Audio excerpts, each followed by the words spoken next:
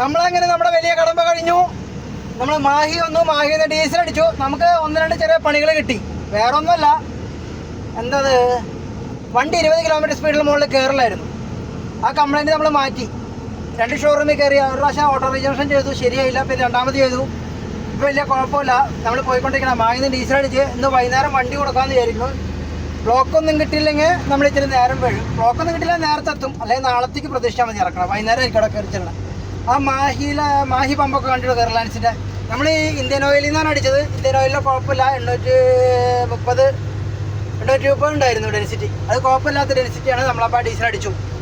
നമ്മളൊരു 100, 120, 150 ലിറ്റർ അടിച്ചിട്ടുണ്ട്. 150 litre diesel അടിച്ചിട്ടുണ്ട്. അപ്പോൾ നമ്മൾ പോയിക്കൊണ്ടിരിക്കുകയാണ്.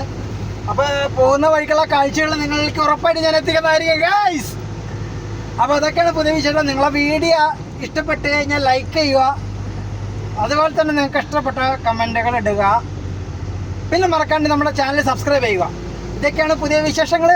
അപ്പോൾ അടുത്ത വീഡിയോ സന്ധിക്കും വരെ എല്ലാവർക്കും വണക്കം. നേരെ കാണിക്കുക നമ്മുടെ റോഡ് കാണിക്കുക. റോഡ് പണി നടന്നുകൊണ്ടിരിക്കുകയാണ്. ബൈപ്പാസ് കൂടെയാണ് പോയിക്കൊണ്ടിരിക്കുന്നത്. സർവീസ് റോഡിലാണ് പോയിക്കൊണ്ടിരിക്കുന്നത്. ഒരു ഫ്ലൈ ഓവർ പണിയാൻ വേണ്ടി ഇപ്പോൾ പണി നടന്നുകൊണ്ടിരിക്കുന്നത്. ഇപ്പോൾ ഏകദേശം 2 മാസമായി തുടങ്ങിയിട്ട്. ഇതിപ്പോൾ അടുത്ത് തന്നെ തീരും.